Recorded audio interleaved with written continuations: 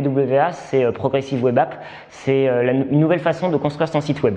L'idée, c'était de conjuguer les forces des sites web avec les forces des applications, puisque Google a constaté que les internautes consultaient énormément de sites sur mobile et un peu moins d'applications. On sait que les internautes consultent de plus en plus les sites web depuis leur mobile. Néanmoins, les achats se font quand même principalement encore depuis un ordinateur de bureau.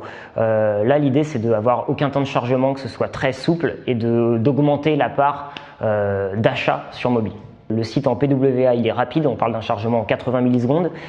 On peut le consulter en hors ligne, avoir des notifications en push qui peuvent rappeler par exemple vous n'avez pas fini de remplir votre panier, et enfin d'avoir un icône directement sur l'écran de son smartphone. C'est une toute nouvelle technologie et faut refaire son site. Alors après, on appelle ça progressive puisque ça peut se faire de manière progressive. On peut très bien travailler d'abord sur une seule page et la mettre en ligne. On peut décider d'activer que l'option des notifications.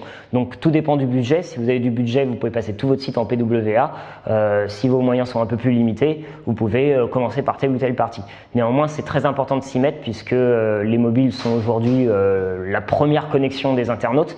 Et même si Google ne le dit pas encore, ce sera forcément un élément du classement SEO. On peut imaginer que les sites qui ne sont pas en PWA seront pénalisés au niveau du SEO parce qu'ils sont en charge ils mettent plus longtemps à charger, et le temps de chargement des pages a toujours été un élément très très important pour Google.